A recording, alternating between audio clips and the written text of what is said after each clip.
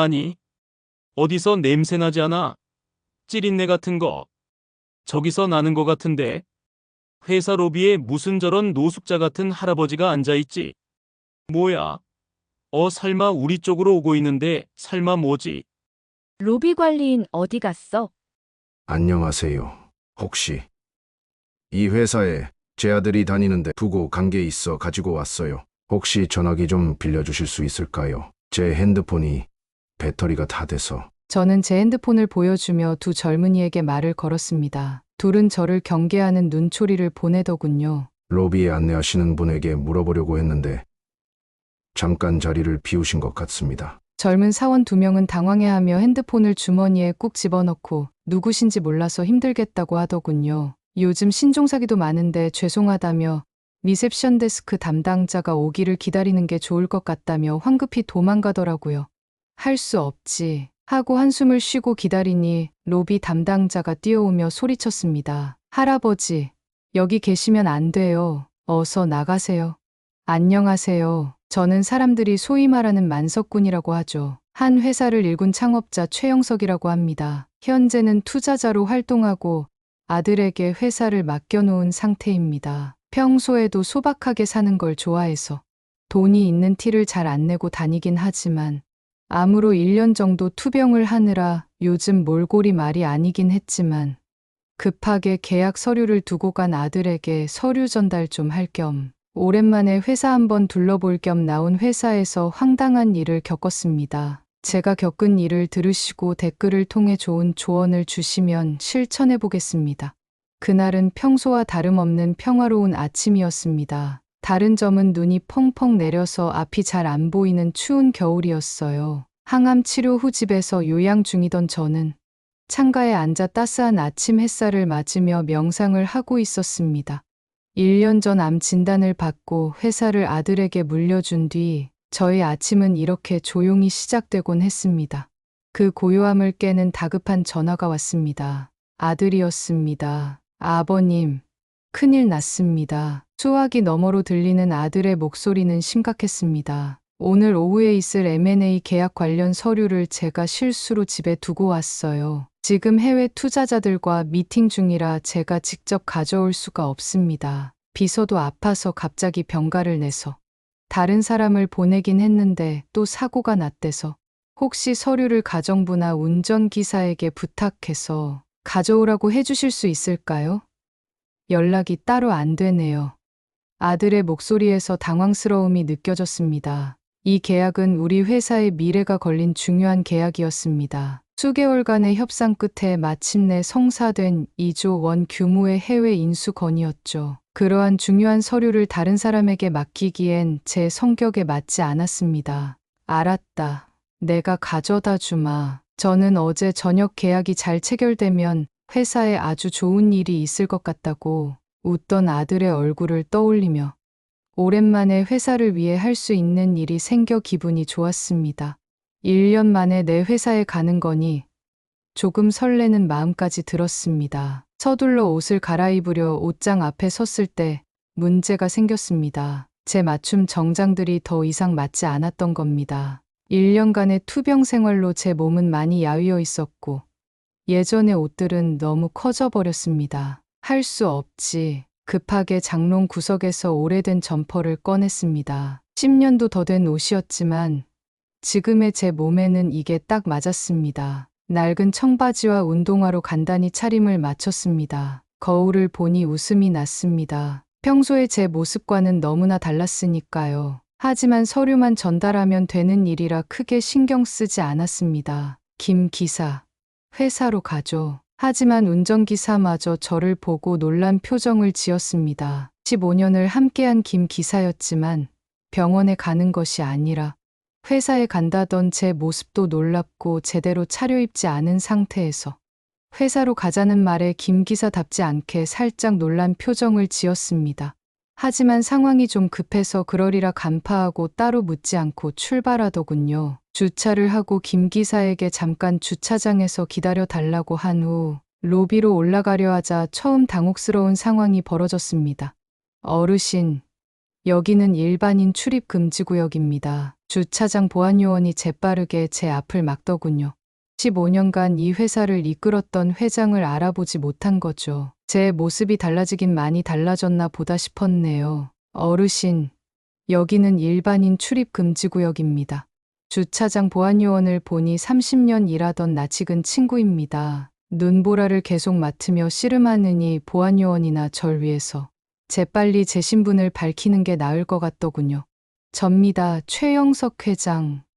제가 많이 달라 보이죠? 주차장 보안요원은 눈이 커다래져서 90도로 인사를 했습니다. 아이고, 회장님, 아프시다더니 못 뵌 사이에 왜 이리 마르셨습니까? 제가 몰라 뵈서 죄송합니다. 이 회사에 30년이나 있었는데 오래 일한 친구도 못 알아볼 정도로 투병 생활 동안 제 모습이 많이 달라졌나 보다 하고 씁쓸한 마음이 들었습니다.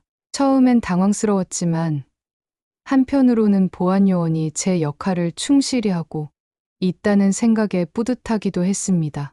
하지만 진짜 충격적인 경험은 로비에서 시작되었습니다. 제가 로비에 들어섰을 때 마침 출근 시간이 겹쳐 많은 직원들이 오가고 있었습니다. 그들의 시선이 저에게 꽂히는 게 느껴졌습니다. 저기 봐, 저 할아버지는 뭐지? 설마 주가 폭락한다고 항의하러 온 개미 투자자 아냐? 에이. 그러고 보니 요즘 우리 회사 주변에서 자주 보이던 노숙자 아닌가? 직원들의 수군거림이 들려왔습니다. 특히 마지막 말은 제 마음을 아프게 했습니다. 우리 회사 주변의 노숙자들을 위해 무료급식소를 운영하고 있었는데 그걸 모르는 직원들인가 싶다가도 이 회사 들어올 정도면 제 얼굴은 모를 리 없을 텐데 옷차림 하나 바뀌었다고 모른다고 생각하니 눈썰미도 없고 예의도 없는 직원들이 많으니 인사과 팀장이랑 한번 면담을 해야겠다 생각하며 씁쓸한 웃음이 나왔습니다. 설상가상으로 제 핸드폰이 완전히 방전된 상태였습니다. 급하게 오다 보니 배터리를 확인을 못했고 다시 주차장으로 가서 운전기사에게 전화를 빌리지 않는 이상 아들에게 연락할 방법이 없었죠.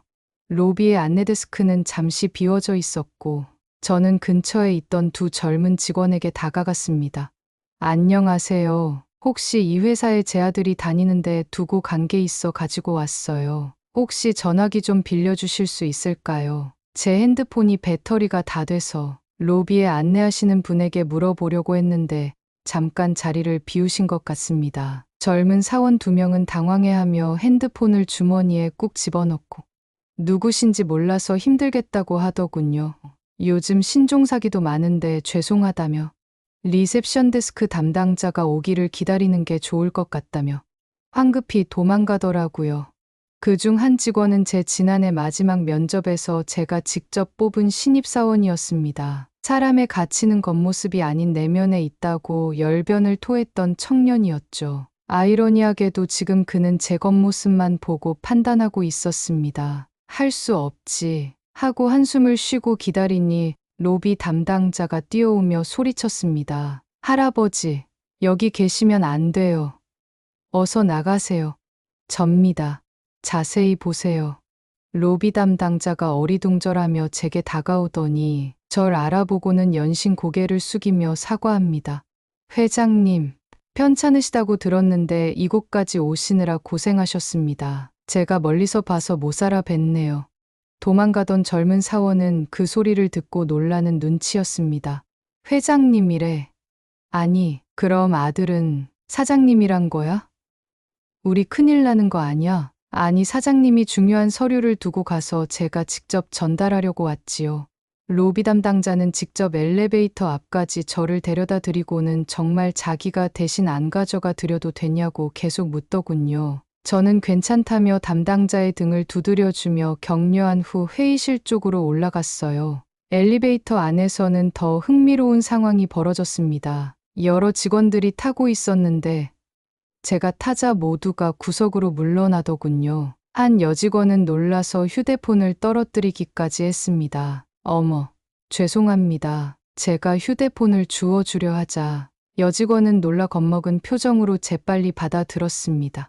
그때 엘리베이터에서 들려온 대화가 아직도 생생합니다. 야, 보안팀에 연락해야 하는 거 아니야? 조용히 해. 저분이 듣겠어. 근데 왜 저런 사람이 임원층 가지? 아직 제 지문이 남아 있었는지 보안 문도 프리패스로 들어가졌습니다. 임원회의실층에 도착했을 때는 더 놀라운 광경을 목격했습니다. 그곳은 신입사원 교육실도 같이 붙어 있었는데 마침 신입사원 교육이 진행 중이었습니다. 인사팀 과장이 열심히 설명하고 있었죠. 우리 회사의 가장 중요한 가치는 사람입니다. 우리는 겉모습이 아닌 실력과 인성으로 사람을 평가합니다. 그 순간 저를 본 과장의 얼굴이 굳었습니다. 그는 잠시 말을 멈추더니 신입사원들에게 작은 목소리로 말했습니다. 자, 여러분, 저렇게 부적절한 복장으로 오시면 안 됩니다. 회사의 품위를 생각하셔야죠. 아이러니했습니다. 제가 20년 전 직접 만들었던 교육 프로그램이 지금은 저를 반면 교사로 삼고 있었으니까요. 저는 화를 내며 과장을 불렀습니다. 내 얼굴을 자세히 봐라. 과장은 제 얼굴을 찬찬히 보더니 놀라서 회장님 왜 이리 야위셨어요? 죄송합니다 하며 무릎을 꿇더라고요. 1년 만에 사람이 변한 겁니까? 아니면 겉모습에 따라 사람이 바뀌는 겁니까? 나중에 한번 보시죠라고 과장을 뒤로 하고 다시 길을 나섰습니다. 오랜만에 회사를 가서 그런지 길이 헷갈려 다른 직원들에게 길을 물었지만 퉁명스러운 대답을 하더군요. 임원회의실이요? 아마 끝쪽일 겁니다. 저한테 묻지 마시고 안내 데스크에 가보세요. 그들의 말투엔 불편함과 귀찮음이 가득 묻어 있었습니다. 몇몇은 저를 아예 무시하며 자기들끼리 속닥거리기도 했습니다. 저렇게 입고 회사에 왜 왔대? 저 사람 직원도 아닌 것 같은데 경비 면접도 여기서 보나 봐? 솔직히 말하면 그 순간 약간은 씁쓸했습니다. 겉모습만 보고 저를 판단하는 그들의 태도를 보니 이번 인사과 과장에게 심할서를 쓰게 해야겠다는 생각이 들었습니다. 엘리베이터 안에서 직원들이 나누는 대화가 들려왔습니다. 야, 아까 로비에서 이상한 사람 봤어. 낡은 가방에 헐렁한 옷 입은 그 사람. 봤지. 왜 저런 사람이 여기에 온 거야? 기분이 나빴지만 참으면서 회사의 인재상에 대해 다시 생각하고 회사에 다시 복귀해야겠다는 생각이 들더군요. 임원회의실에 다다랐을 때 누군가 제 앞을 막아섰습니다. 죄송하지만 여기는 임원 전용 구역입니다. 처음 보는 임원이었습니다. 아, 작년에 스카웃했다던 그분인가 보군요 라고 말하려던 그때였습니다. 아버님, 아니 회장님.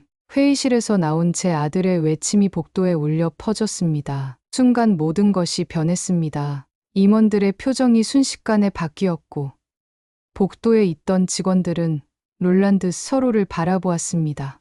사장님, 중요한 걸 두고 가셨습니다. 아들은 절 발견하더니 놀라서 채통이고 뭐고 달려오더군요. 아이고 회장님, 먼 길까지 귀한 걸음 해주셔서 감사합니다. 사장님이 놀라서 달리는 모습을 보니 회의실에 모인 임원들과 근처 직원들에게 이목을 끌었습니다. 누구야 저 사람? 신입사원들은 뭐지?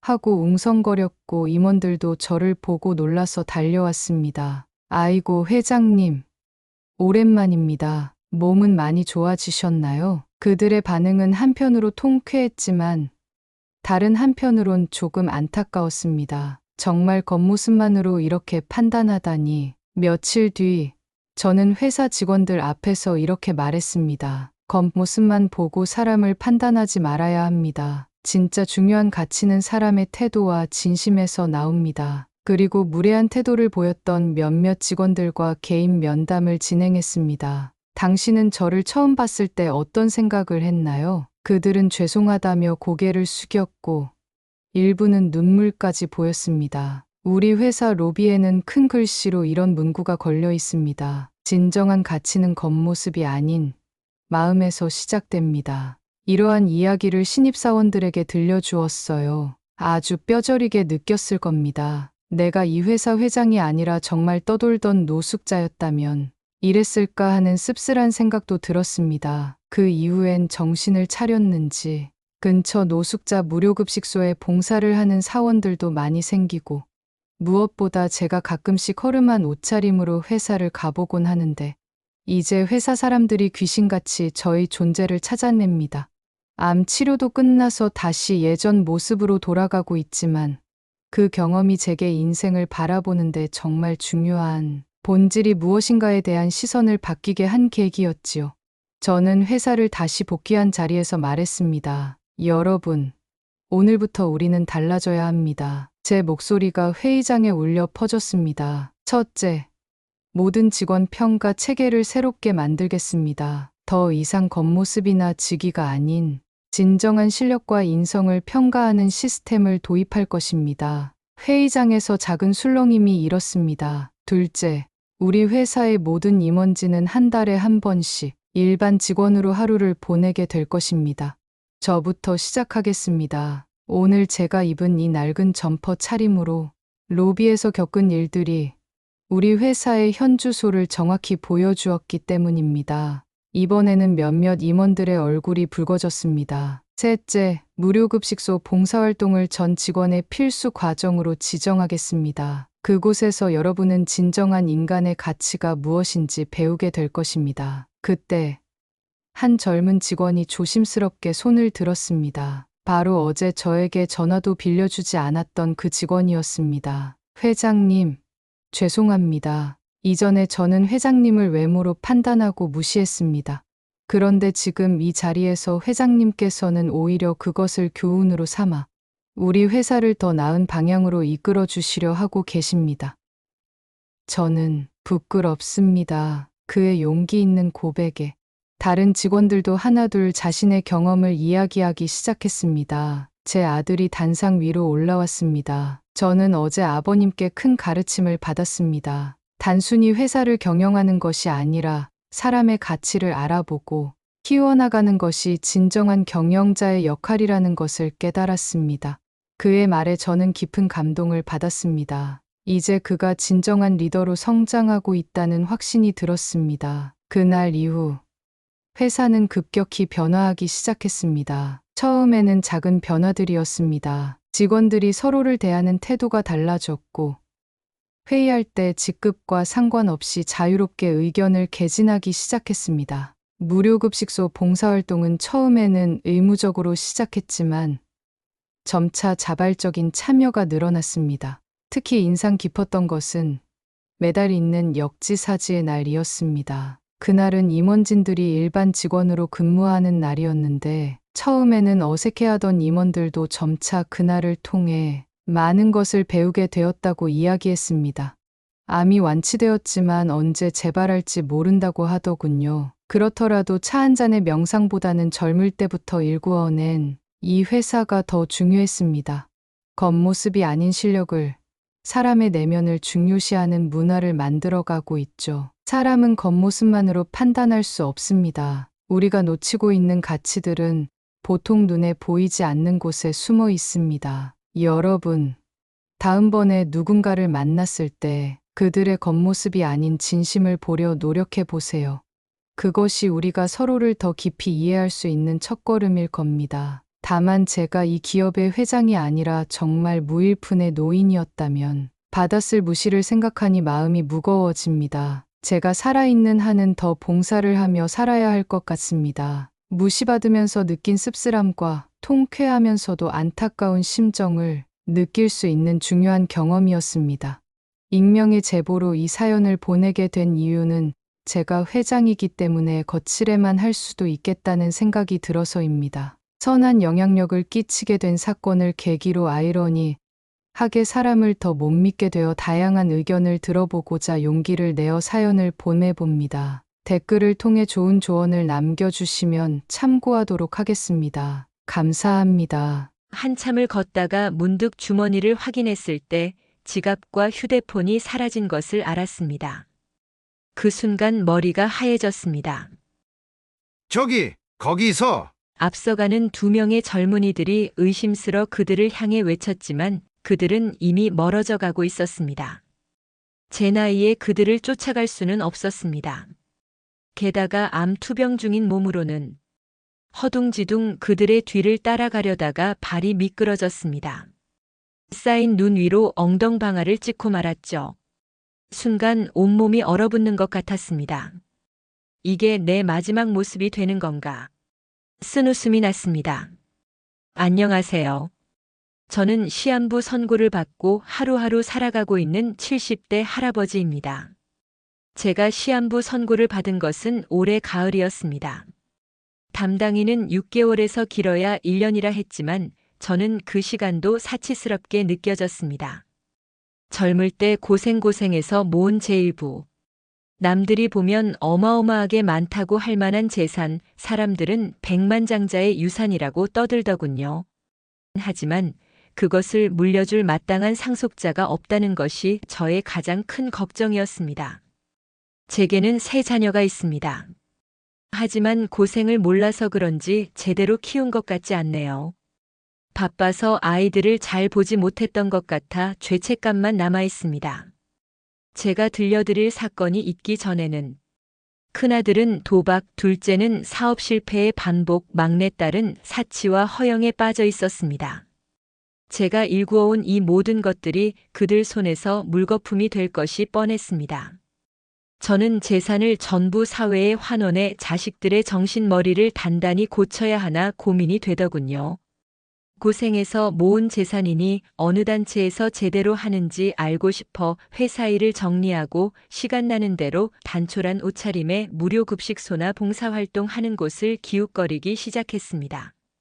직접 봉사하기에는 항암 치료로 몸이 많이 쇠약해져 있는 상태라 잠깐 약 기운으로 컨디션이 좋을 때만 가보았죠. 그러던 어느 날이었습니다. 여느 때와 마찬가지로 무료 급식소를 들렀다 주변 산책을 나왔다가 당한 소매치기.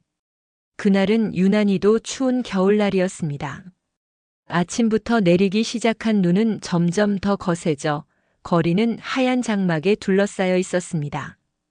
특별한 목적도 없이 그저 사람들의 일상을 바라보며 걸었습니다. 제게 얼마나 많은 시간이 남았는지는 알 수 없었지만 적어도 이 순간만큼은 평범한 사람으로 살고 싶었습니다. 아, 추워라. 목까지 올라오는 낡은 점퍼를 부여세우며 중얼거렸습니다. 제 옷장에는 수백만 원대의 고급 외투들이 즐비했지만 오늘도 저는 이 낡은 점퍼를 골랐습니다. 이상하게도 이 옷을 입으면 마음이 편안해졌기 때문입니다. 바로 그때였습니다. 저기 섰던 사람 지갑 챙겼어? 응, 빼가도 모르던데. 역시 내 실력 대단하지. 우연히 들린 젊은이들의 대화. 그들이 말하는 지갑의 주인이 바로 제가 될 줄은 몰랐습니다. 한참을 걷다가 문득 주머니를 확인했을 때 지갑과 휴대폰이 사라진 것을 알았습니다. 그 순간 머리가 하얘졌습니다. 지갑 안에는 현금도 있었지만 더 중요한 것은 첫사랑, 영자의 사진이 들어있었다는 것이 기억난 것입니다. 30년 동안 간직해온 그 사진을 저기 앞서가는 2명의 젊은이들을 향해 외쳤지만 그들은 이미 멀어져 가고 있었습니다. 제 나이에 그들을 쫓아갈 수는 없었습니다. 게다가 암 투병 중인 몸으로는 허둥지둥 그들의 뒤를 따라가려다가 발이 미끄러졌습니다. 쌓인 눈 위로 엉덩방아를 찍고 말았죠.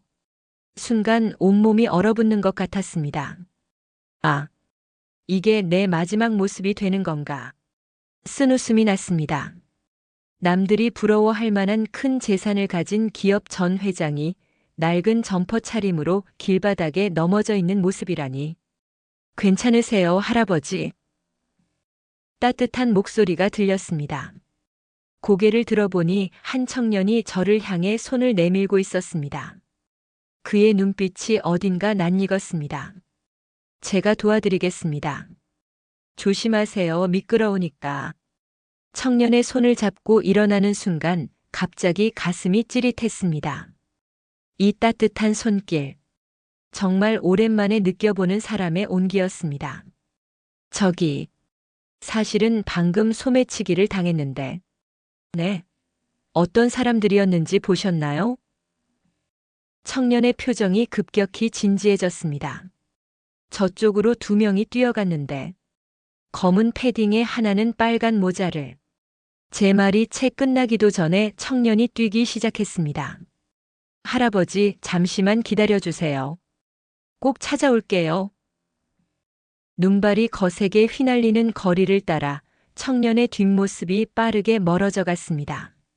청년의 달리는 모습이 마치 젊은 시절의 제 모습 같아 가슴이 먹먹해졌습니다. 저도 서둘러 그 청년의 뒤를 따라 뛰었습니다.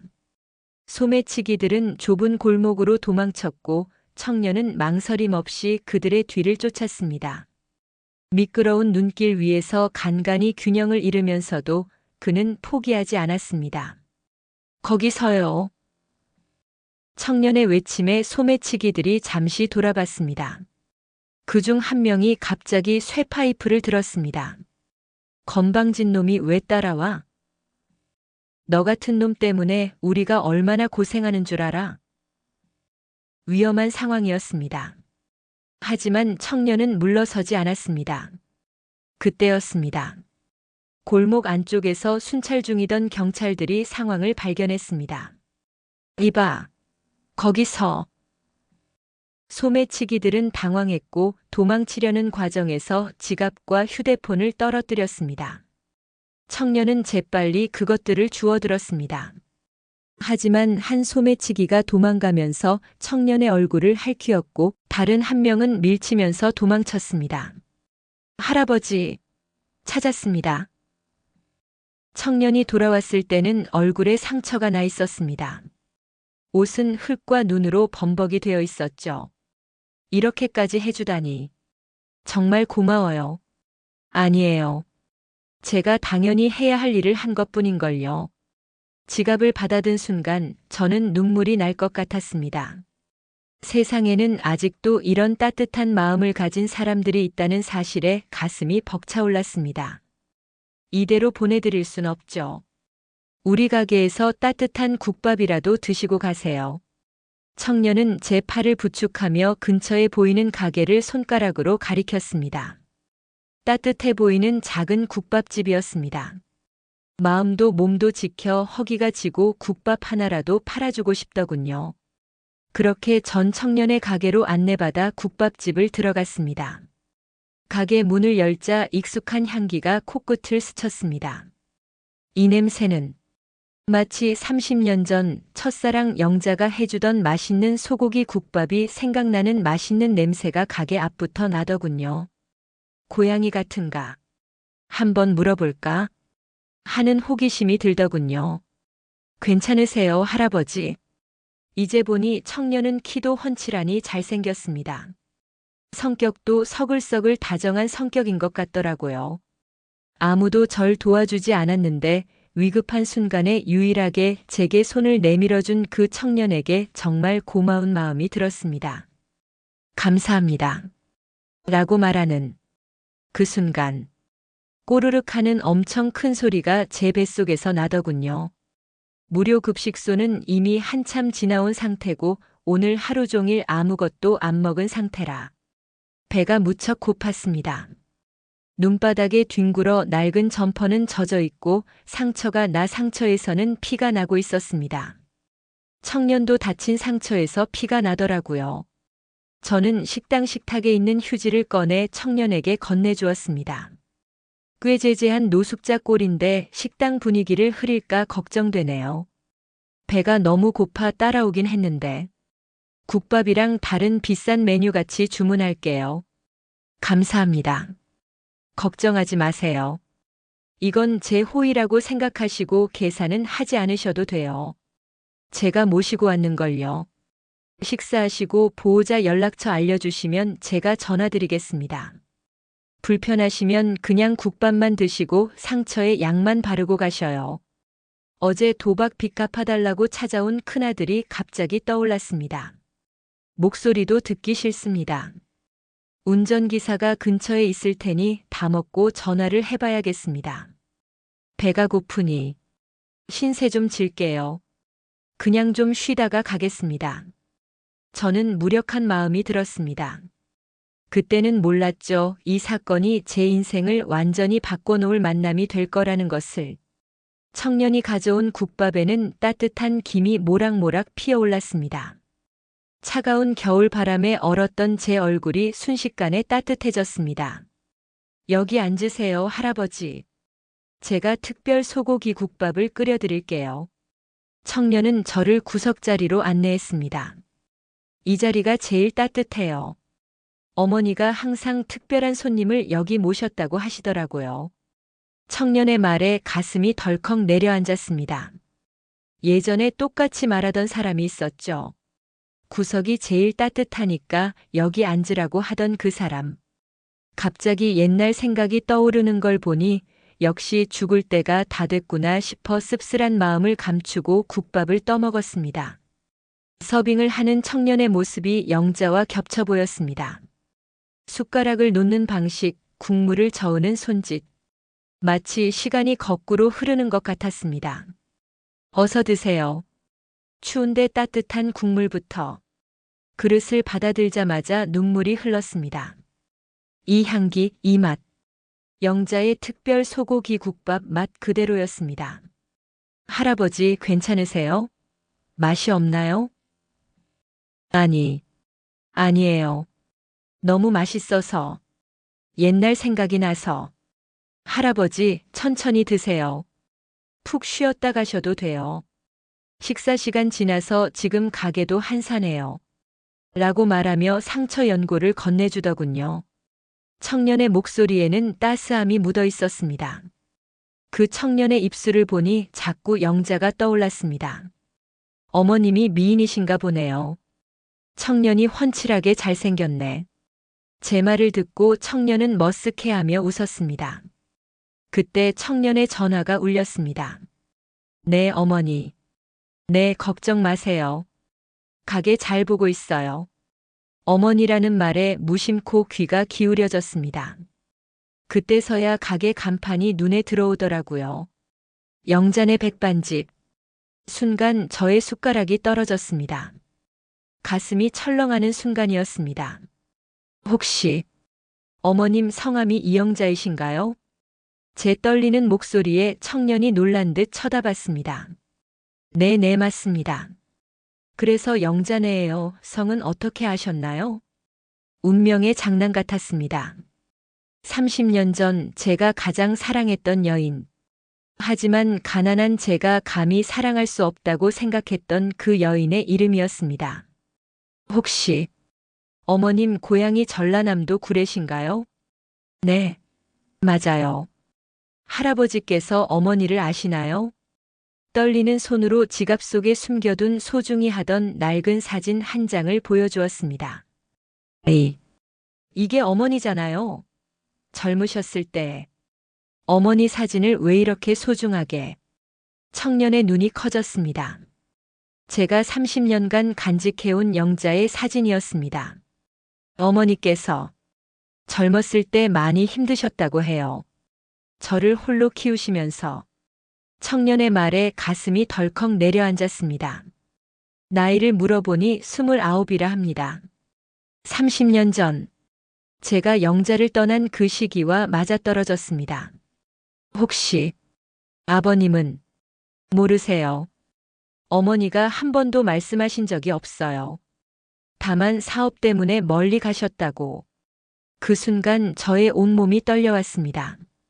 제 앞에 앉아있는 이 청년이 혹시 저의 아들이란 말입니까? 영자와의 하룻밤이 생각났습니다. 떨린 마음을 주체할 수가 없었습니다. 왜 나한테 말을 하지 않았지? 그날 저녁 저는 운전기사와 함께 다시 그 작은 국밥집을 찾았습니다. 문을 열자마자 영자를 알아볼 수 있었습니다. 세월은 그녀의 얼굴에 주름을 새겼지만 그 눈빛과 사랑스러움만은 변함이 없었습니다. 영자 씨. 저는 떨리는 목소리로 용기를 내어 그 이름을 불러보았습니다. 제 목소리를 들은 순간 그녀의 손에서 그릇이 떨어졌습니다. 30년 만의 재회였습니다.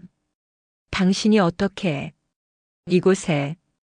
그녀의 떨리는 목소리를 들으니 잃어버린 세월의 무게가 새삼 느껴졌습니다. 왜 나한테 연락을 하지 않았지? 이렇게 아직까지 고생하면서 왜? 저는 그저 그 자리에 서서 그녀를 바라볼 수밖에 없었습니다. 어머니, 이분이 아까 제가 말씀드린 민호야, 잠시 가게 좀 봐줄래? 영자는 아들을 보내고 저를 주방 뒤편의 작은 방으로 안내했습니다. 좁은 방 안에는 낡은 흑백 사진 한 장이 걸려 있었습니다. 30년 전 저와 영자가 함께 찍은 사진이었습니다. 영석 씨, 이제 다 성공하셨다면서요? 영자 씨, 당신 아들이라는 저 젊은이가 혹시 제 말이 채 끝나기도 전에 그녀의 눈에서 눈물이 흘러내렸습니다. 네. 민호는 영석 씨의 아들이에요. 하지만 걱정하지 마세요. 지금까지 그래왔던 것처럼 앞으로도 민호에게 말하지 않을 거예요. 당신 앞길을 막을 생각은 없어요. 왜 그때 말하지 않으셨어요? 어떻게 말했겠어요?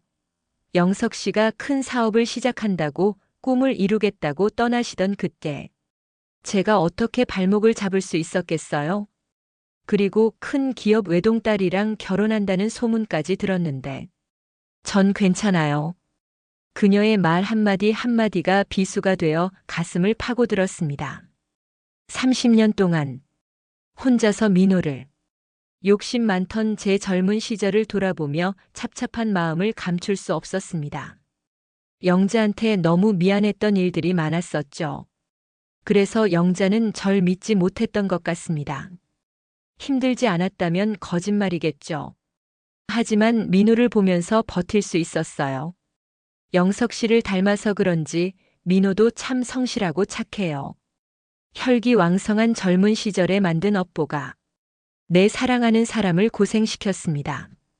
내가 민호 잘 되게 도와줄 수 있게 해줄래요? 영자 씨, 후계자까지는 아니라도 민호에게 작게나마 도움을 주고 싶었습니다. 자리를 잡게라도 도와주게 해주세요. 전 그 아이에게 상속한 재산이 많습니다. 돈만 있는 게 아니에요. 제 인맥도, 경영에 대한 노하우도 작게나마 도움을 주고 가고 싶습니다. 영자와의 대화를 어느 정도 마무리하고 아들의 얼굴이 보고 싶어졌습니다. 식당에 나가니 조용히 청소와 설거지를 하며 뒷정리하는 아들의 뒷모습을 볼 수 있었습니다. 이렇게 건실한 아이로 키우다니 정말 대단하구나. 제 다른 아이들과 비교가 됐습니다. 마음이 안 좋더군요. 큰아들과 어제 카지노에서 수억 날려서 빚져서 도와달라는 말에 호통을 치다 피를 토했고, 둘째는 또 다른 사업 실패로 은행 빚만 늘어가고 있었습니다. 막내딸은 유학을 핑계로 호화로운 생활만 이어가고 있었죠. 근데 다른 네 아들은 작은 식당에서 설거지를 하고 있었습니다. 참으로 미안하고 안타까운 마음이 들었습니다. 경제적으로 풍족하기는커녕 자신에게 왔던 기회도 제대로 잡지 못한 채 살아왔을 것 같았습니다. 제 어린 시절처럼요. 저는 조용히 청년을 불렀습니다. 내가 내 아버지란다. 그동안 몰랐다. 미안하다. 그리고 눈물이 흘렀습니다. 주방의 시계 소리만 똑딱똑딱 울리는 가운데 우리 둘 사이에 깊은 정적이 흘렀습니다. 청년. 아니, 민호의 눈에서 굵은 눈물이 떨어졌습니다. 어머니가 늘 말씀하셨어요. 아버님은 꼭 돌아오실 거라고. 저는 조용히 청년을 안고 울었습니다. 몸이 아픈 것보다 더 큰 마음의 아픔이 눈물과 함께 조용히 씻겨나가는 느낌이 들었습니다. 국밥집 안에 무겁고 깊은 정적이 내려앉았습니다. 창밖으로는 여전히 눈이 내리고 있었고 주방의 시계만이 똑딱거리며 시간의 흐름을 알려주고 있었습니다. 영자는 멀리서 조용히 우리를 지켜보기만 했어요. 앉으시겠습니까? 아버지. 민호의 떨리는 목소리가 침묵을 깼습니다. 아버지라는 단어를 처음 뱉어보는 그의 목소리에는 30년의 그리움이 담겨 있었습니다. 어머니는 자주 아버님 이야기를 해주셨어요. 민호가 조심스럽게 말을 이어갔습니다. 어린 시절 제가 아빠는 왜 안 계시냐고 물으면 어머니는 늘 웃으시면서 말씀하셨어요. 내 아버지는 꿈을 이루기 위해 멀리 가셨다. 하지만 꼭 돌아오실 거다라고. 제 눈에서 눈물이 흘렀습니다. 영자는 단 한 번도 저를 나쁘게 말하지 않았던 것입니다.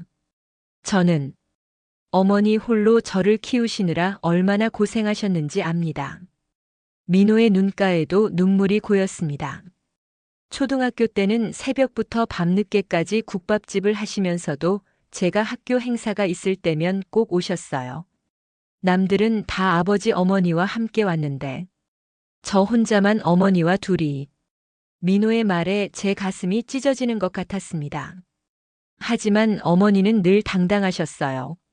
내 아버지는 훌륭한 분이야. 너도 아버님처럼 꿈을 가진 사람이 되거라 그렇게 말씀하시면서 눈물을 닦고 서로를 마주 보았습니다. 이제야 자세히 보니 민호는 젊은 시절 저의 모습을 그대로 닮았습니다. 어머니가 항상 그러셨어요. 내가 아버지를 닮았다고. 민호가 쑥스러운 듯 웃었습니다. 맞다. 너는 정말 그때의 내 모습 그대로구나. 하지만 내 마음은 영자를 닮았더구나. 어머니는 절대 힘들다는 내색을 하지 않으셨어요. 민호가 천천히 회상하기 시작했습니다. 오히려 매일 새벽 국밥을 끓이시면서 행복해 하셨죠. 구례에 있을 때 이런 식당에서 내 아버지를 처음 만났단다. 비 오는 날 젖은 신문을 들고 들어오신 분이. 민호의 이야기를 들으며 그날이 선명하게 떠올랐습니다. 젊은 시절 비에 젖은 신문을 안고 들어섰던 그날. 영자가 건네준 따뜻한 국밥 한 그릇이 제 인생을 바꿔놓았던 순간. 창밖의 눈은 더욱 거세져만 갔습니다.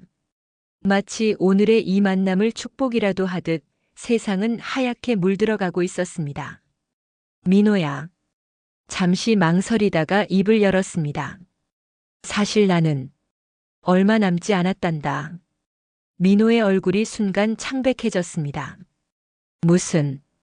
무슨 말씀이신지. 6개월. 길어야 1년이라고 하더구나. 말기암이란다. 국밥집 안에 무거운 정적이 내려앉았습니다. 주방에서 국물이 끓는 소리만이 간간히 들려왔습니다. 민호야. 잠시 깊은 생각에 잠겼다가 입을 열었습니다. 나는 이제 큰 결심을 했단다. 너에게도 재산 일부를 상속하는 게 맞겠지. 민호가 놀라서 자리에서 벌떡 일어났습니다. 아닙니다, 아버지. 저는 그런 것 바라지 않아요. 저는 그저 아버님을 만난 것만으로도 충분합니다. 그의 반응에서 영자의 모습이 보였습니다. 욕심 없이 맑은 영혼을 가진 어머니를 그대로 닮았습니다. 들어보거라, 민호야. 천천히 말을 이어갔습니다. 이건 단순한 재산 상속이 아니다. 내가 가진 그 순수한 마음, 사람을 사랑하는 마음. 그것이 우리 그룹에 꼭 필요하단다. 하지만 아버지, 다른 형제들은요? 저 때문에 가족 간의 갈등이. 걱정 마라. 내가 다 계획이 있단다. 천천히 설명을 시작했습니다. 우선 아이들과도 말은 해야겠지. 하지만 일단 우리 회사랑 관련된 일을 해보지 않겠니? 아버지, 전 배운 것도 많지 않고. 민호의 눈에 눈물이 고였습니다. 그리고 가장 중요한 것. 이 국밥집은 절대 없애지 않을 거다. 오히려 더 크게 발전시켜야지. 네. 우리 그룹의 모든 계열사 구내식당을 내가 운영하는 거야. 영자. 내 어머니의 맛을 모든 직원들에게 전해주는 거지. 큰 규모를 준비하는 과정이나 자금은 내가 도와주마. 내가 해줄 수 있는 날이 많지 않으니. 내일부터 시작하자꾸나. 어안이 벙벙한 민호와 영자를 두고 전 다시 집으로 돌아왔어요. 다음 날 아침 저는 모든 자녀들을 본가로 불렀습니다. 영준과 영희도 급히 귀국했죠. 아버지, 이게 사실입니까? 모든 걸 들은 영준이가 떨리는 목소리로 물었습니다. 내가 벤처 사업한다고 날린 돈이 얼마지? 그 돈이면 민호 같은 아들 수백 명이 평생 걱정 없이 성실하게 살 수 있었을 거다. 영주는 고개를 떨구었습니다. 재산을 못 받을까봐 무서운 건지, 정말 자신의 죄를 뉘우치는 건지는 모르겠지만 그 모습이 안쓰럽더군요. 영희는 한동안 말을 잇지 못하다가 울음을 터뜨렸습니다. 아빠, 저 정말 죄송해요. 런던에서 공부는 안 하고 민호랑 영자는 이 집에 들어오라고 할 거야. 돌아가신 너희 어머니에겐 미안한 일이지만 이 이야기를 마치고 산소에 가보려고 한다. 돈을 노린 사람인지 어떻게 알고 그러세요, 아버지? 윤비서 통해 유전자 검사도 해봤다. 이 말을 듣고 아이들은 조용해지더군요. 민호는 사실 계속 부담스러워합니다. 하지만 시키는 일은 성실하게 잘 해나가더군요. 구내식당 운영도 순조롭게 잘 되고 직원들 만족도가 더 높아졌다고 합니다. 내가 미안하오.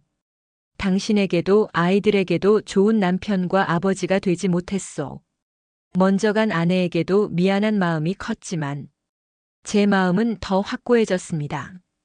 자식들이 새로 생긴 동생을 보고 싶다고 조심스럽게 말을 꺼내더군요. 동생은 무슨, 인정하지 않는 게 보였지만 언젠간 부딪히게 될 테니 제가 소개시켜주는 게 나을 것 같긴 했습니다. 일부러 작은 국밥집을 찾아가 일하고 있는 동생을 보여줬어요. 아이들의 반응이 궁금했거든요. 고급 외제차에서 내려서 허름하고 작은 국밥집에 도착하자 아이들의 표정은 복잡했지요. 제가 가게에 들어가자 영자와 아들은 살짝 놀라는 눈치였지만 제가 미리 말을 해놔서 묵묵히 국밥을 퍼서 제가 있는 식탁에 두고는 주방으로 들어가더군요. 일단 먹자. 어색해하던 아이들도 앞에 따끈한 국밥을 보고 마음이 좀 풀어졌는지 식사를 하기 시작했습니다. 어색하고 정적이 흐르는 시간이었습니다. 다 먹고 조용히 영자와 아들을 불렀습니다. 그릇을 치우고 차분히 커피와 차를 들고 그 둘은 자리에 앉았습니다. 저는 조심스럽게 입을 열었습니다. 창밖의 눈은 더욱 거세져만 갔습니다. 이 청년 이름은 김민호이고 내 아들이다. 이미 알고 있을 수도 있지만 사실 나는 얼마 남지 않았단다. 민호의 얼굴이 창백해졌습니다. 들을 때마다 충격인가 봅니다. 영자는 조용히 눈물을 흘리고 다른 자식들은 흐뭇거리며 알고 있었다는 눈치를 보였습니다. 무슨 말씀이신지. 6개월. 길어야 1년이라고 하더구나. 말기암이란다. 국밥집 안에 무거운 정적이 내려앉았습니다. 주방에서 국물이 끓는 소리만이 간간히 들려왔습니다. 내 인생의 마지막 시간에 진정한 나로 살 수 있는 기회가 온 것 같구나. 내가 잘해주지 못한 건 알지만 서로 잘하진 못했던 가정이었다. 큰아들을 보며 말했습니다. 내가 이렇게 된 건 모두 내 잘못이란다. 너무 늦게 깨달았지. 부모의 사랑은 돈이 아닌 시간과 관심으로 표현해야 한다는 걸. 미안하구나. 내가 보기엔 우습겠지. 이렇게 막대한 재산을 가진 아버지가 정작 가장 중요한 것을 놓치고 살았으니. 민호가 고개를 저었습니다. 아니에요, 아버님. 어머니는 늘 말씀하셨어요. 내 아버님은 꿈을 위해 모든 것을 걸었던 분이다. 그만큼 대단한 분이시다라고. 사실 난 늘 이 국밥 맛이 그리웠단다. 그렇게 제 이야기를 시작했습니다. 30년 전 이런 국밥집에서 나는 인생에서 가장 순수했던 사랑을 만났지. 제 인생을 아이들에게 말해주기 시작했어요. 젊을 때 고생하며 기업 회장이 되기까지. 민호를 낳은지 모르고 결혼한 상황이나 어떻게 민호를 만나게 되었는지 세 자녀의 표정이 조금씩 변하기 시작했습니다. 그런데 왜 우리에게 말씀해주지 않으셨어요? 영희의 눈에 눈물이 고였습니다. 나도 얼마 전에 알았고 가슴에 묻어두고 살았었어. 이젠 얼마 남지 않은 인생, 영자와 함께 좋은 곳에 가고 너희들에게도 제대로 된 정신과 유산을 물려주려고 한다. 저는 이 재산이나 지위 같은 건 필요 없습니다. 다만 가족으로, 진짜 형제 자매로 인정해 주신다면. 민호의 진심 어린 말에 영민의 굳은 표정이 조금씩 풀리기 시작했습니다. 저는 말도 안 되는 소리라며 선언했습니다. 너희끼리 재산 가지고 싸우면 국물도 없을 줄 알아라. 이렇게 유서의 적을 생각이고 앞으로 민호도 경영을 할 거야. 아이들은 복잡한 표정으로 절 바라보더군요. 말을 아끼는 것 같았습니다. 얼마 전 저는 민호와 영자를 데리고 하와이에 다녀왔습니다. 해외여행은 처음이라며 좋아하는 순수한 모습을 보니 더 미안한 마음이 듭니다. 이 세상을 떠나기 전에 비로소 제 마음에 봄이 찾아온 것 같습니다. 때론 불행하고 힘들 때 견디기 힘이 들어 모든 걸 내려놓고 싶지는 않으신가요? 이 시간은 혹시 가장 행복한 순간이 오기 위해 준비를 하는 시기일 거란 생각을 해보면 어떨까요? 만약 제가 다시 젊을 때로 돌아가서 영자가 민호의 존재를 알려줬다면 저는 영자에게 돌아갔을까요? 철없고 욕심 많던 제 모습을 돌아보니 후회가 큽니다. 영자에게 가지 않았을 거예요. 전 어리석었으니까요. 이제야 제 마음을 찾아갈 수 있게 됐고 삶을 정리할 때가 되어 그들을 챙길 수 있게 된 것 같습니다. 제가 이 사연을 보내게 된 이유는 지금 삶이 어렵더라도, 너무 힘들고 앞길이 보이지 않더라도 희망을 잃지 말고 오늘을 살아가는 멋진 여러분의 모습에 힘을 보태고 싶어서입니다. 모든 것을 가졌지만 아무것도 가진 것 같지 않던 제 삶의 뒤늦게 소중한 주변을 돌아보고 삶을 정리할 수 있는 시간이 생겨 행운이라고 생각합니다. 좋은 추억 많이 쌓고 이제 행복한 일만 가득했으면 좋겠습니다. 구독과 좋아요를 통해 다음 이야기를 기대해 주시고 댓글을 통해 소중한 한 말씀으로 행운이 가득한 하루 되시. 구겨진 낡은 교복을 입은 부스스한 소년은 가난하고 볼품없어 보였습니다. 경비원은 소년을 제지하려 했지만 기업 회장님은 그 소년에게 알 수 없는 친밀한 느낌이 들어 소년을 불렀죠. 저 회장님이시죠? 전 민수예요. 아버지 김태준의 아들입니다. 회장님의 손자예요. 제가 안녕하세요. 아직은 쌀쌀한 날씨가 일상인 겨울이지만 봄은 얼마 남지 않은 것 같습니다. 여러분의 마음에도 평안한 봄이 느껴지는 하루가 되시길 바랍니다. 살다 보면 영화보다 더 영화 같은 일들이 일어날 때가 있지요. 오늘 이야기를 끝까지 들으시고 여러분의 의견이나 영화 같은 일을 겪었던 경험담을 댓글로 함께 나누어 주시면 좋을 것 같습니다. 이야기를 시작하겠습니다. 판교의 차가운 겨울 아침, 하늘은 잿빛이었고 매서운 바람이 거리를 쓸고 있었습니다. IT 기업들이 늘어선 거리에서 가장 눈에 띄는 한울 시스템 본사 건물 앞에 검은색 제네시스가 멈춰 섰습니다. 68배 김진호 회장이 무거운 발걸음으로 차에서 내렸습니다. 매출 3천억의 중견 소프트웨어 기업을 일군 그였지만 오늘따라 유난히 피곤해 보였습니다. 어제도 밤늦게까지 이사회 회의가 있었고 아침 일찍부터 해외 화상회의가 잡혀 있었기 때문이죠. 새벽부터 내린 진눈깨비로 길바닥은 질척했고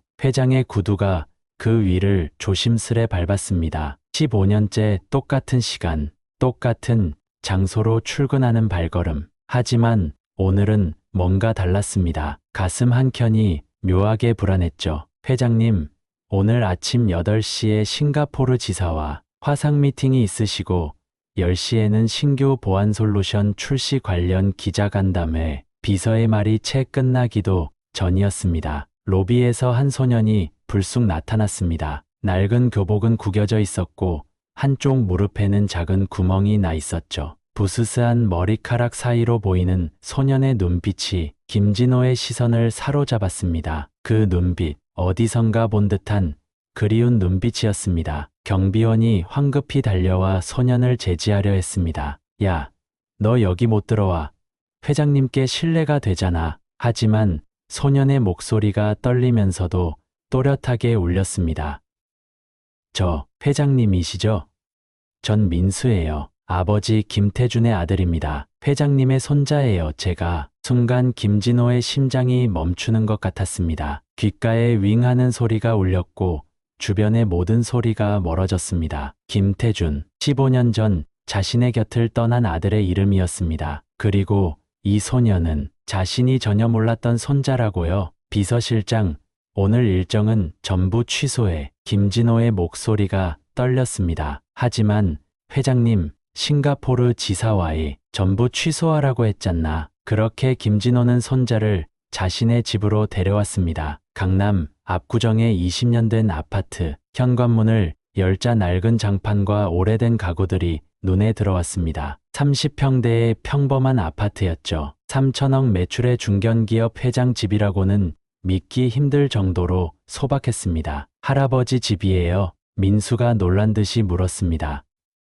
그래, 큰 집이 필요하나? 혼자 사는데. 김진호는 쓴웃음을 지었습니다. 아내와 사별하고 아들마저 떠난 뒤로 그는 이 집에서 홀로 살았습니다. 매출이 늘어도 이사할 생각은 하지 않았죠. 이 집에는 가족과의 추억이 있었으니까요. 할아버지, 아버지가 이런 말을 남기셨어요. 누군가 우리 기술을 노리고 있다고. 민수의 목소리가 떨렸습니다. 소년의 작은 어깨가 덜덜 떨리는 것을 보며 김진호의 가슴이 무너져 내렸습니다. 단 한 번도 만난 적 없는 손자가 이렇게 위험한 상황에서 처음 만나게 될 줄이야. 거실의 탁자 앞에 앉은 민수는 낡은 백팩을 조심스럽게 열었습니다. 가방 바닥이 닳아 있었고 옆면은 기워놓은 흔적이 있었죠. 그 속에서 꺼낸 15인치 중고 삼성 노트북은 모서리가 조금 깨져 있었습니다. 이게 아버지의 마지막. 민수의 목소리가 끊겼습니다. 떨리는 손으로 전원 버튼을 누르자 화면이 깜빡였고 곧 비밀번호 입력창이 나타났습니다. 어떡하지? 김진호 회장이 한숨을 쉬었지만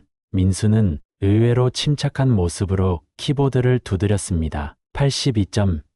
제 생일이에요. 아버지는 항상 중요한 비밀번호는 제 생일을 쓰셨어요. 제가 태어난 날이 아버지의 인생에서 가장 행복한 날이었다고 하셨거든요. 화면이 열리는 순간 민수의 눈가가 붉어졌습니다. 바탕화면에는 민수와 김태준이 함께 찍은 사진이 있었죠. 작년 크리스마스 스마트폰으로 찍은 듯한 투박한 셀카 한 장. 초라한 원룸이 배경이었지만 두 사람의 미소만은 찬란했습니다. 노트북 속 자료들은 충격적이었습니다. 김태준이 개발 중이던 보안 프로그램은 업계의 판도를 완전히 바꿀 수 있는 혁신적인 시스템이었습니다. 대기업 솔루션들이 연간 수천만 원을 호가하는 동안 이 프로그램은 300만 원이면 충분했습니다. 더 놀라운 것은 성능이었죠. 기존 제품의 90% 이상을 구현하면서도 중소기업들이 부담 없이 사용할 수 있게 만든 것입니다.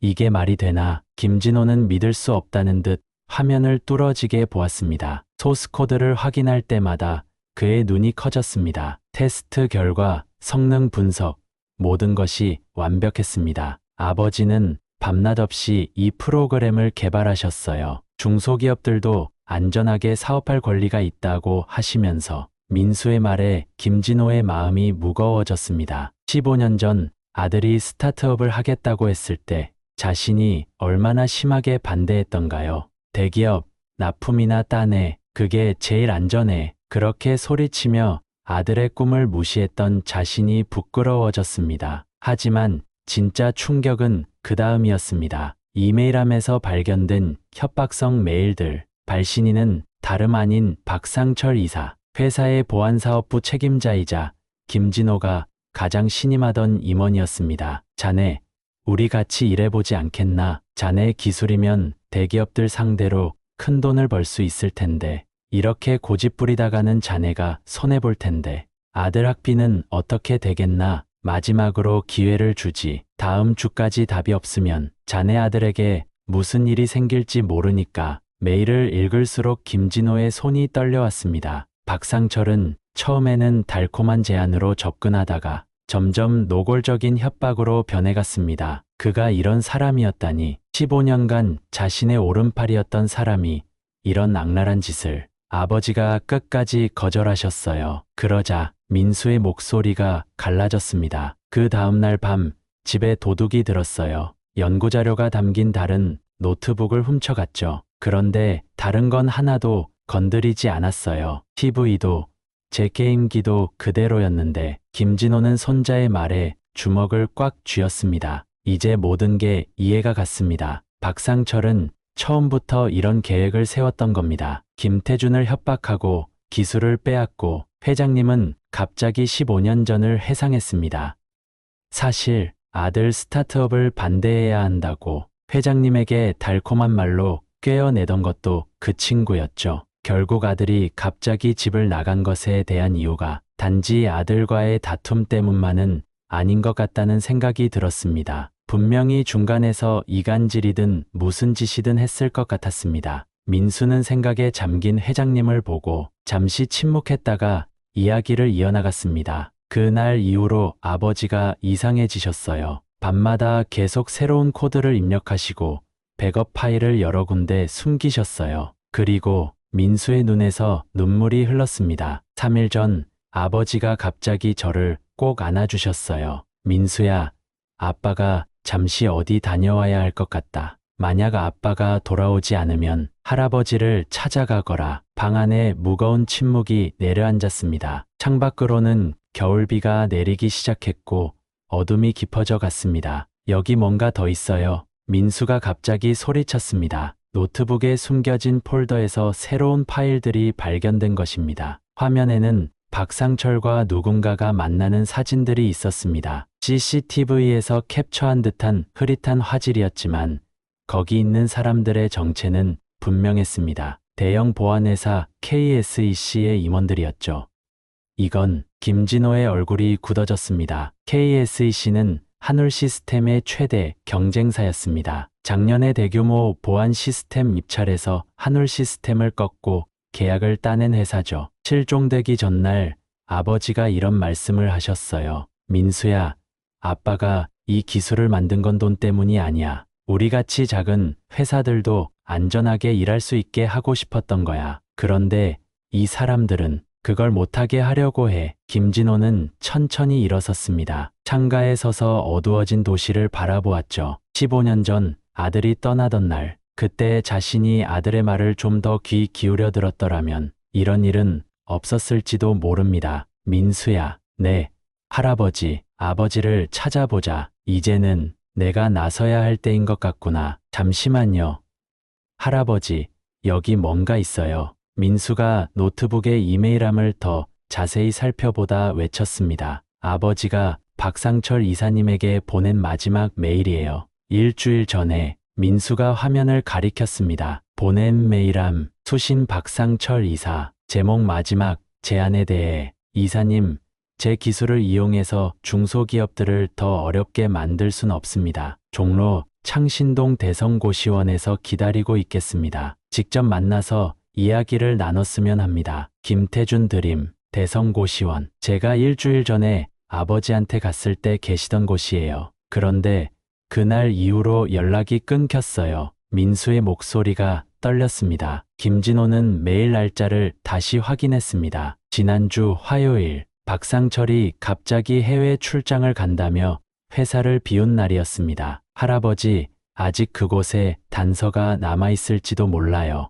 아버지는 항상 중요한 자료는 여러 군데 백업해 두시거든요. 김진호는 시계를 보았습니다. 저녁 7시, 창밖으로는 비가 내리기 시작했습니다. 지금 당장 가보자. 종로의 좁은 골목길, 차가운 비가 쏟아지는 밤거리를 헤치고 그들은 대성고시원을 찾아갔습니다. 전신주의 희미한 가로등 불빛이 젖은 아스팔트 위에서 일렁였고 간간히 지나가는 오토바이 소리만이 정막을 깨뜨렸습니다. 4층짜리 낡은 건물 앞에 도착하자 민수가 말했습니다. 여기에요. 아버지가 계시던 곳. 고시원은 생각보다 더 초라했습니다. 깜빡이는 형광등, 누렇게 변색된 벽지, 현관문을 열자 퀴퀴한 냄새가 코를 찔렀습니다. 고시원 주인은 50대 후반의 아주머니였는데 김태준이라는 이름을 듣자마자 표정이 달라졌습니다. 아, 김 선생님, 정말 걱정됐어요. 그날 밤 이후로 못 봤거든요. 아주머니의 눈빛이 흔들렸습니다. 그날 밤이요? 김진호가 물었습니다. 네, 양복 입은 사람들이 찾아왔었어요. 처음엔 조용히 이야기하는 것 같더니 점점 소리가 커지더라고요. 새벽에 뭔가 쾅 하는 소리가 나서 올라가 봤는데 아주머니는 잠시 말을 멈추었다가 이어갔습니다. 방이 엉망이었어요. 그리고 그 후로 김 선생님을 못 봤어요. 경찰에 신고하려고 했는데 다음 날 방을 완전히 비우고 가셨더라고요. 고시원 주인이 열쇠를 내밀었습니다. 다행히 아직 새로운 세입자는 안 들어왔어요. 김 선생님이 석 달치 방값을 미리 내셨거든요. 문을 열자 퀴퀴한 냄새가 확 끼쳐왔습니다. 2평 남짓한 좁은 방은 누군가 급하게 뒤진 흔적이 역력했습니다. 책상 서랍은 비어 있었고 벽지는 한쪽이 뜯어져 있었죠. 이건 김진호가 벽지 틈새를 자세히 보았습니다. 누군가 뭔가를 찾으려고 벽지를 뜯었군. 민수는 방 안을 천천히 둘러보았습니다. 아버지의 흔적을 찾는 듯한 눈빛이었죠. 아버지는 항상 중요한 걸 숨길 때 특별한 방법이 있으셨어요. 소녀는 방 구석의 전기 콘센트로 다가갔습니다. 이거예요. 민수가 조심스럽게 콘센트 커버를 살짝 비틀자 뒤쪽에서 작은 USB가 나왔습니다. 역시 아버지는 항상 이런 식으로 중요한 걸 숨기셨어요. 제가 어렸을 때부터 봐왔거든요. 그때였습니다. 복도 끝에서 발소리가 들려왔습니다. 누군가가 이쪽으로 오고 있었죠. 빨리 나가요. 김진호가 민수의 손을 잡았습니다. 하지만 이미 늦었습니다. 문 앞에 2명의 남자가 서 있었습니다. 검은 정장 차림, 무표정한 얼굴. 분명 단순한 세입자는 아니었죠. 김 회장님, 이런 곳에서 뵐 줄은 몰랐네요. 그중 한 명이 비웃듯 말했습니다. 박상철 이사님 말씀대로네요. 회장님이 직접 찾아오실 거라고. 김진호는 민수를 자신의 뒤로 숨겼습니다. 손에는 방금 전 발견한 USB가 꼭 쥐어져 있었죠. 비켜주시죠. 이건 회사 일이 아닙니다. 김진호의 목소리가 차갑게 울렸습니다. 회사 일이 아니라고요. 김태준이 훔쳐간 기술이 걸린 문제인데 남자가 한 걸음 다가왔습니다. 그때였습니다. 아래층에서 요란한 소리가 들렸고 누군가가 고함을 치는 소리가 들렸습니다. 경찰이다. 두 남자의 표정이 순간 굳었습니다. 김진호는 그 틈을 놓치지 않았죠. 고시원 주인님이 아까 전화하시더니 결국 신고하셨나 보군요. 경찰이 두 남자를 연행해 간 후 김진호는 민수를 데리고 근처 24시간 카페로 자리를 옮겼습니다. 밤이 깊어가는 시각, 비는 더욱 거세게 내리고 있었습니다. 어서 USB 내용을 확인해 봐야겠구나. 김진호가 노트북을 켰습니다. USB 안에는 충격적인 내용이 들어 있었습니다. 박상철이 KSEC의 임원들과 만나는 사진들, 비자금 계좌 내역, 그리고 더 놀라운 것은 이건 CCTV 영상이네요. 민수가 화면을 가리켰습니다. 영상에는 박상철이 검은 양복을 입은 남자들과 이야기를 나누는 장면이 담겨 있었습니다. 김태준 그 자식, 끝까지 고집을 부리고 있어 기술을 넘기지 않으면 물리적으로라도 해결해야 할 것 같습니다. 김진호의 얼굴이 창백해졌습니다. 이 녀석들, 아들을 납치한 거였어. 마지막 폴더에는 텍스트 파일 하나가 있었습니다. 구로동 테크가드 사무실 7층. 잠깐만요. 민수가 스마트폰을 꺼냈습니다. 아버지가 실종되기 전에 보내신 마지막 위치가 구로동이에요. 김진호는 결심한 듯 자리에서 일어났습니다. 가보자. 서울 구로동의 한 오피스텔. 김진호는 사설 탐정에게 부탁해 이미 건물의 구조도를 받아놓은 상태였습니다. 다행히 오랜 거래처였던 보안업체 직원이 이 건물의 경비를 맡고 있었죠. 할아버지, 저기 불이 켜져 있어요. 민수가 7층을 가리켰습니다. 창문으로 어렴풋이 인형이 보였습니다. 키보드를 두드리는 소리, 누군가가 밤늦게까지 작업을 하고 있었습니다. 아버지다. 민수의 외침이 밤 공기를 갈랐습니다. 김진호는 곧바로 경비실로 향했습니다. 다행히 오랜 거래처였던 보안업체 직원이 이 건물의 경비를 맡고 있었죠. 김 회장님, 이런 데서 뵙네요. 경비원의 놀란 목소리가 어둠 속에서 울렸습니다. CCTV 화면을 확인하자 충격적인 모습이 보였습니다. 매일 밤 11시 박상철은 검은색 제네시스를 타고 이곳을 찾았습니다. 그리고 새벽 2시쯤 떠나곤 했죠. 가장 충격적인 건 7층 창문에서 간간히 보이는 남자의 모습이었습니다. 그는 마치 감금된 것처럼 보였습니다. 아버지, 민수의 목소리가 떨렸습니다. 밤 11시가 다가오고 있었습니다. 김진호는 조용히 민수의 어깨를 잡았습니다. 내가 신호하면 경찰에 신고해. 알겠지? 예상대로 박상철이 도착했습니다. 그의 발걸음은 승리자의 것처럼 거만해 보였습니다. 엘리베이터를 타고 7층으로 향하는 동안 김진호는 뒷계단을 통해 조용히 올라갔습니다. 김대리, 이제 그만 고집 좀 부리지. 프로그램 완성됐다며 박상철의 오만한 목소리가 문 너머로 들려왔습니다. 이봐요. 박상철. 김진호가 문을 박차고 들어섰습니다. 형광등 불빛 아래 박상철의 얼굴이 창백하게 변했습니다. 그의 발치에 떨어진 USB가 반짝였습니다. 회장님. 어떻게 여기를 모든 걸 알고 있습니다. KSEC과의 거래, 비자금, 그리고 내 아들을 협박한 일까지. 김진호의 목소리가 차갑게 울렸습니다. 아버지, 민수가 달려가 구석에 있는 김태준을 끌어안았습니다. 수척해진 얼굴, 며칠째 깎지 못한 듯한 수염. 하지만 그의 눈빛만은 여전히 흔들림이 없었습니다. 회장님, 오해십니다. 전 그저 오해라고요. 당신이 찍힌 CCTV 영상도요. KSEC 임원들과의 비밀 거래도 모두 내 아들이 찍어뒀더군요. 박상철의 얼굴이 일그러졌습니다. 이제 와서 그래요. 제가 했습니다. 하지만 이건 다 회사를 위해서였어요. 김태준 같은 놈이 만든 기술 때문에 우리 회사가 망할 순 없잖습니까? 회사를 위해서. 김진호가 한 걸음 다가섰습니다. 당신은 회사를 위한 게 아니라 당신의 야망을 위해 이런 짓을 저지른 겁니다. 그리고 오래돼서 당신이 감금한 게 범죄고 그 대상이 제 아들이라는 것을 잊으셨나 봅니다. 그때였습니다. 경찰 사이렌 소리가 들려오기 시작했습니다. 민수가 신호를 보낸 것이었죠. 박상철이 경찰에 연행되는 모습을 바라보며 김진호는 깊은 한숨을 내쉬었습니다. 그동안 자신이 얼마나 큰 실수를 했는지 이제야 제대로 깨달은 것 같았습니다. 잠깐만요. 박상철 씨. 경찰차에 타기 직전 김진호가 그를 불러 세웠습니다. 왜 이런 짓을 한 겁니까? 당신은 이미 충분히 성공한 사람이었잖아요. 박상철이 처연한 웃음을 지었습니다. 회장님은 모르시겠죠?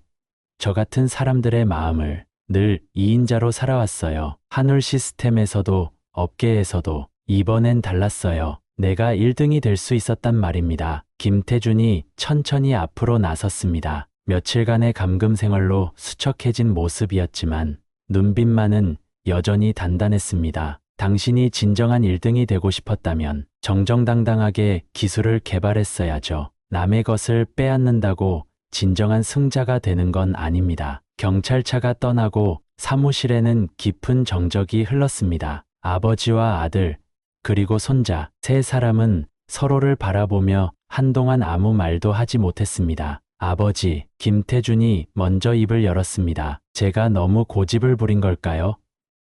회사를 떠나지 말았어야 했나? 아니다. 김진호가 단호하게 말했습니다. 내가 맞았어. 내 고집, 아니, 내 신념이 옳았던 거야. 중소기업들을 위한 기술을 만들겠다는 그 마음. 그게 바로 우리가 처음 시작할 때의 마음이었는데 어느새 나는 그걸 잊고 있었구나. 민수가 조용히 미소를 지었습니다. 할아버지, 우리 아버지가 대단하시죠? 김진호는 손자의 머리를 쓰다듬었습니다. 그래, 내 아버지는 정말 대단한 사람이야. 아버지가 미안하다. 이제 와서야 그걸 알게 되다니. 이제 한울 시스템은 새로운 길을 걸어가게 될 것입니다. 김태준의 기술로 만든 저렴한 보안 시스템은 수많은 중소기업들에게 희망이 되어줄 테니까요. 밖으로 나오자 비가 그치고 있었습니다. 어둠 사이로 희미한 새벽빛이 보이기 시작했죠. 서울의 밤하늘에는 별이 보이지 않지만 세 사람의 마음속에는 작은 빛이 반짝이고 있었습니다. 아버지, 민수야, 이제 집에 가자. 김진호의 목소리가 따뜻하게 울렸습니다. 길을 잃었던 한 소년의 용기가 새 세대의 오해를 풀고 새로운 시작을 만들어낸 이야기. 그렇게 그들의 새로운 아침이 밝아오고 있었습니다. 그 후로 그 가족은 더 끈끈한 신뢰로 뭉치게 되었답니다. 인생에서 가장 소중한 가족, 서로 신뢰로 함께 믿고 의지하며 큰 문제를 해결하려고 하면 두려울 게 없는 것 같습니다. 여러분, 오늘 가정도 평안하시길 빌며 구독과 좋아요 부탁드립니다. 좋은 하루 되세요.